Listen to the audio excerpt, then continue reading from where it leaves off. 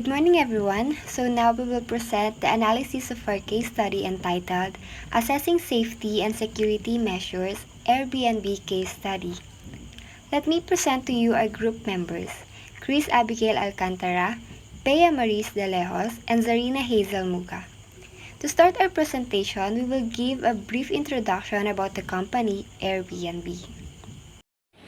So let's talk about the background of AIRBNB before we proceed to the case study. On August 11, 2008, Brian Chesky, Nathan Blackerche, and Joe Jebbia founded AIRBNB Incorporated. AIRBNB is an abbreviation for Air Bed and Breakfast. The company began as the idea of two roommates and former schoolmates who created a website that offers short-term living quarters and breakfast for individuals who were unable to book a hotel in a saturated market. Brian Chesky is the co-founder and chief executive officer. Nathan Blackerche is the co-founder, chief strategy and chairman of AirBnB China, and Joe Jebbia is also the co-founder and chairman of AirBnB Org. Since the business became click to the people, they decided to expand from airbeds and share spaces to the diverse range of properties including entire houses and flats, individual rooms, and other assets. This is also the business start to expand all over the globe. So these are the things that we will discuss on our case study: point of view, time context, statement of the problem, objectives, areas of consideration, assumptions, alternative courses of action, analysis of these alternative courses of actions, conclusion, and plan of action. To formally start, Ms. Alcantara will now discuss the point of view. I will now discuss the point of view of our case study. The Director Head of Global Safety and Security of Airbnb is the point of view we want to focus on because we all know that the safety and security of the guests is one of the top priority on this type of industry. And according to Bloomberg, they are not only dealing with common issues concerning the safety of their guests, but also violent crimes such as murder, sexual assaults, robberies, shooting, and etc. Let me call on Ms. De Lejos to discuss the next part, which is time context. About the time context, we chose the date that happened after the incident, which is June 2021. The issue was about the 21-year-old woman and her friends checked into Airbnb. The one of the rooms that they checked in happened there is a guy inside and caused them harm. After that issue, old issues arise after the reports have revealed that Airbnb has been spending approximately $50 million a year to keep serious incidents in its rentals out of the press using a black box team. Black box team was the one who handled the victims to let them not speak up to the public about what happened, by the issue that they don't want to involve their brand to those incidents. The way they handle the victims by bribing them by money or holding their needs, such as therapies, tickets to go out the country where the case happened, and so on. So we will now proceed to the statement of the problem. Certain violent crimes such as fights, robberies, sexual crimes tended to increase in a neighborhood a year or more after the number of Airbnbs increased. Less than 0.1% of the rental homes have generated security problems. Bloomberg emphasizes that this percentage actually represents a high number of cases since each year there are more than 200 million reservations through the platform. So we will now proceed to the objectives of the study. First, to increase security and develop effective and human means for addressing and preventing crimes happening in the industry. 2. Improve the company's management and attract more customers by guaranteeing their safety and security despite criminal activity issues. Third, to benefit the community by recommending the best course of action for reducing crime risk. For the next part, areas of consideration, let's call on Ms. De Lejos. In area of consideration, we are going to talk about the business SWOT analysis. SWOT stands for strengths, weaknesses, opportunities, and threats of the company. So on strengths, they are offers cheaper alternative to hotels, provides travelers choices of places to stay all over the world, provides the travelers with unique experience, profitable new hospitality cash collecting approach, strong and consistent core executive team, and more than simply vacation stays. For the first one, offers cheaper alternative to hotels. Reserving an Airbnb usually costs less than the booking a hotel room. Prices are already far lower than those of hotels, according to the company primary business model of undercutting such loggings. Hotels must pay for workers, supplies, and equipment for all rooms and upkeep, but Airbnb hosts must just cover a few ancillary expenditures. Customers also save money since there are no resource fee or higher hotel taxes. Provides travelers choice of places to stay all over the world. If a willing host is not accessible, Airbnb hosts can advertise their vacant rooms for anywhere from in the world. There are no geographical constraints on where an open room can be situated. Hotels' physical locations limit their capacity, and they can only choose specific places depending on the situation from the competitors and proximity to existing sites. When utilizing Airbnb, travelers may simply choose a host location regardless of where they are coming from. Provides the travelers with unique experience. Check in the front desk, roll up to the standardized room with a uniform decor, maybe visit the hotel bar or restaurants, and check out at the end of the stay. The hotel is only a place to sleep, not a location to visit. Travelers may choose where to stay on Airbnb based on the location appeal, making it an important part of the journey and a crucial component of the fun of travel. Profitable new hospitality cash collecting approach. Airbnb's payment mechanism differs from that of hotel, which normally require full payment in advance. Booking costs are paid, while making an Airbnb reservation and extra fees are postponed until the stay is completed. Furthermore, service prices are split between the tourist and the host, rather than requiring the host to pay everything. As in a regular hotel, this makes hosting more enticing and is a fair deal for both sides. Strong and consistent core executive team. Since its founding, Airbnb has been fortunate to have its three founders as members of its leadership team, and it is expanding for the long term. A stable core leadership team ensures that Airbnb remains loyal to its basic purpose, which has which has already resonated with visitors and shown to be viable business model while allowing for continued compassion in variety of ways. More than simply vacation stays. People and family travel for purpose other than pleasure. Travelers can also utilize the website to book larger groups or longer-term accommodation if they need to travel for work. It is also ideal for individuals looking for the longer stay, particularly those traveling across the state or even international boundaries. Then for weaknesses, there are faces developing regulation and legal issues as the law catches up to its platform.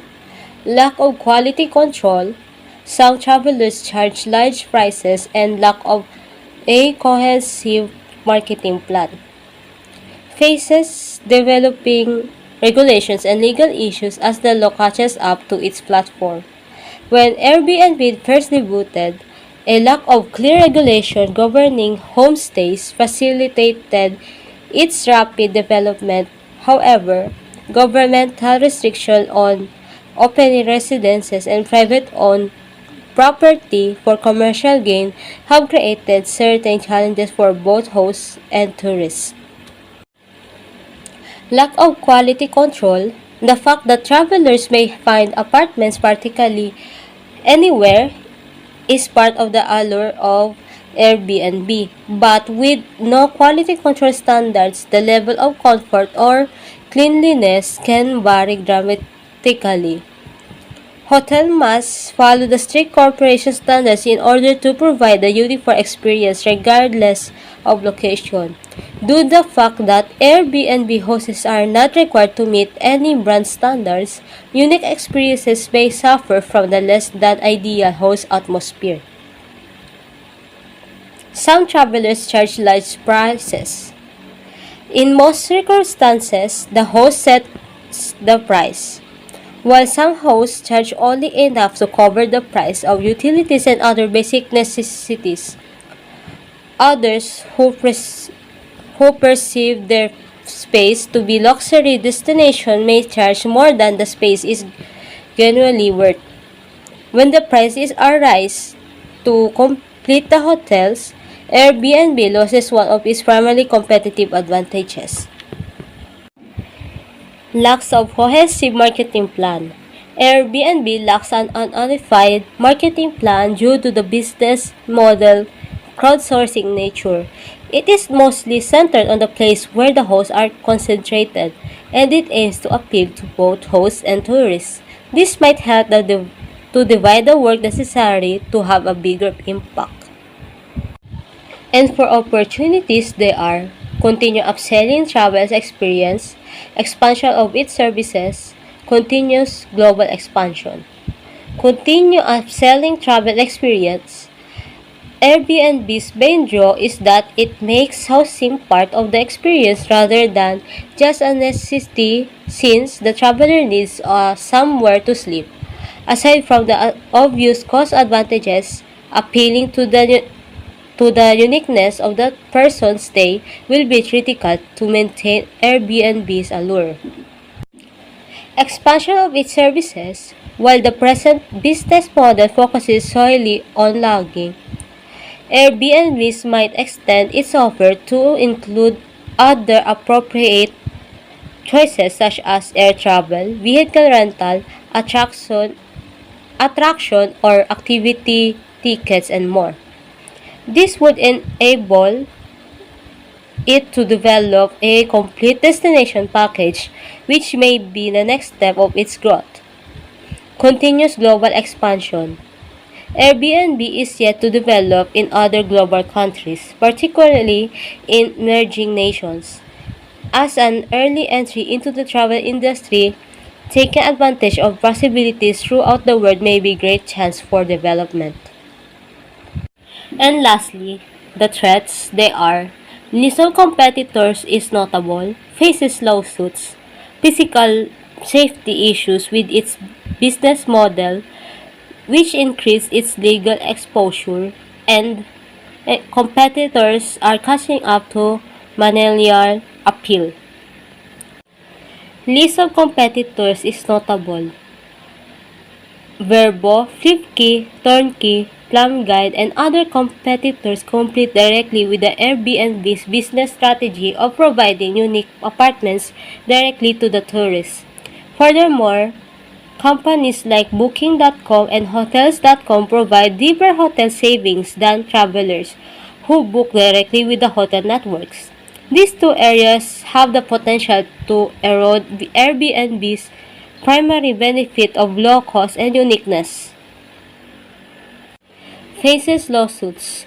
Airbnb users may take legal action against the company. Some hosts, for example, have sued Airbnb because it does not pay cancellation fees, and county governments have attempted to collect tourist taxes from the Airbnbs in the same manner as they would from the regular hotel. Other common issues such as host and tourist discrimination may arise. physical safety issue with its business model, which increased its legal exposure. Despite the fact that Airbnb has implemented the additional safety measures in the aftermath of the shooting at the Airbnb's hotel party that murdered 5 partygoers, the company continues to face the possibility of its customer getting injured. Other issues may arise even if the hostel parties are not to blame. Many Airbnb properties, according to the Time magazine, lack smoke alarms, carbon monoxide monitors, fire extinguishers, and first aid supplies. And lastly, competitors are catching up to the millennial appeal. Hotel chains are likewise becoming more aware that guests want.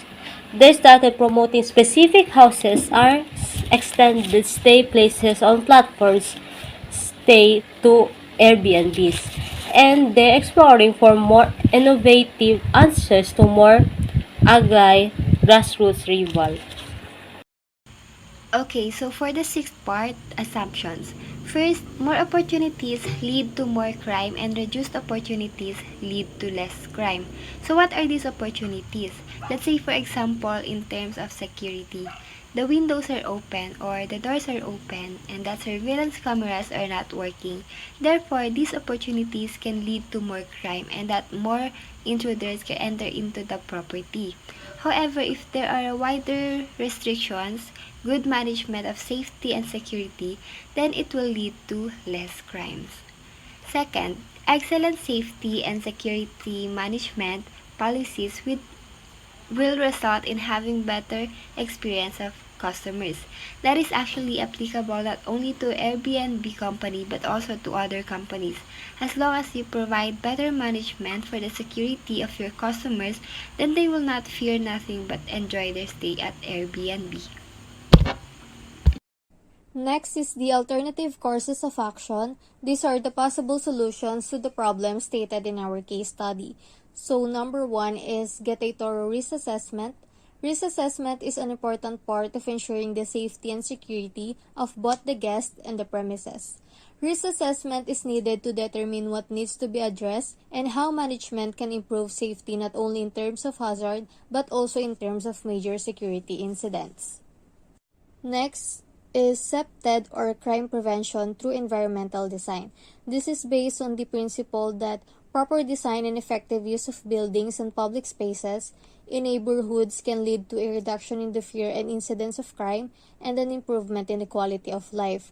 The four main principles of SEPTED are natural surveillance, natural access control, territorial reinforcement, and maintenance. Although these principles were developed for the design and construction of new buildings, the concept can be applied to existing businesses as well. These principles can be implemented by improved light systems, control access, regulate the number of entrances, exterior maintenance, hotel maintenance, and etc. And last is invest in intruder detection sensor and system. An intruder detection system triggers automatic countermeasures when someone attempts to enter a restricted area. Detectors can be located inside a building and a monitoring station is notified if an intruder is detected within. Next, analysis of ACA. Each alternative courses of action has their advantages and disadvantages. So again, our first ACA is get a thorough risk assessment, and the advantages is it can minimize risk, identify and prioritize potential problems, and protect the property's brand and image. Well, the only disadvantage is it may be costly depending on a variety of conditions. Next is SEPTED or crime prevention through environmental design. So the advantages: reduce crimes, decreases the opportunity for people to engage in criminal activities, and improve a community's quality of life. While the disadvantages is it is not widely recognized and the permit officials or owner hardly insist on this theory since they are usually more concerned with aesthetics than security aspects of the buildings or property. Last is invest in intruder detection sensor and system. So the advantages are it can improve security measures, early warning of any climbing or suspicious activity, and discreet monitoring. While the disadvantages is that it can create false alarms, dependency on environment, and expensive to implement. Now we will discuss the conclusion of our case study. As we analyzed the alternative courses of actions, we were able to create this decision matrix. First, the ease of implementation. ACA1 or Get a Thorough Risk Assessment is the easiest to implement, followed by ACA2 or the Crime Prevention through Environmental Design, and least is ACA3 or Invest in Intruder Detection Sensor and System. Second is acceptability.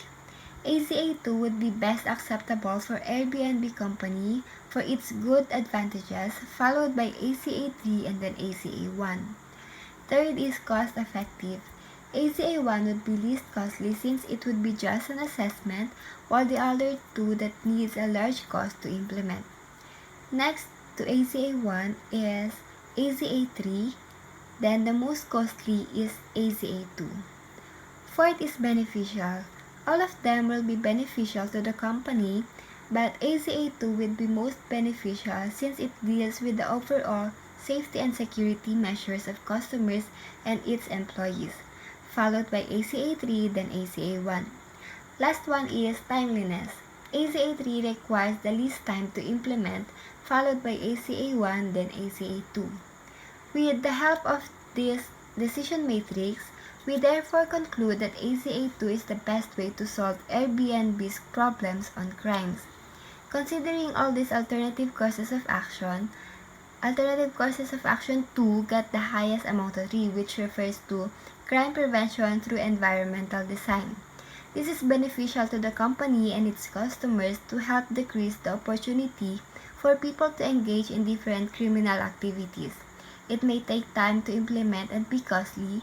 It will still be worth it since this can be used for the safety of everyone in the long run to continuously prevent crimes. So for the recommendation, based on the decision matrix as well, ACA2, which refers to crime prevention through environmental design, is the best way to solve Airbnb's problems on crimes. We therefore recommend it to Airbnb company so that they may implement it for the sake of their customers' safety and security. Furthermore, they must impose wider restrictions even before they start implementing this ACA2. For the last part, it will be the plan of action. Here indicates the plans that can help to improve and prevent the problems of the business, which is the problems and issues of Airbnb. Number 1, meeting with the supervisor in the safety department. It is needed to have the meeting between the safety manager and supervisor because they must talk about the needs of security and safetyness of the people they are serving to. Number 2, additional security by hiring. Have an additional security guards and bouncers can prevent the crime from happening by proactively watching for suspicious behavior by the people inside and outside of the facilities. Number 3, additional CCTV cameras in the facility.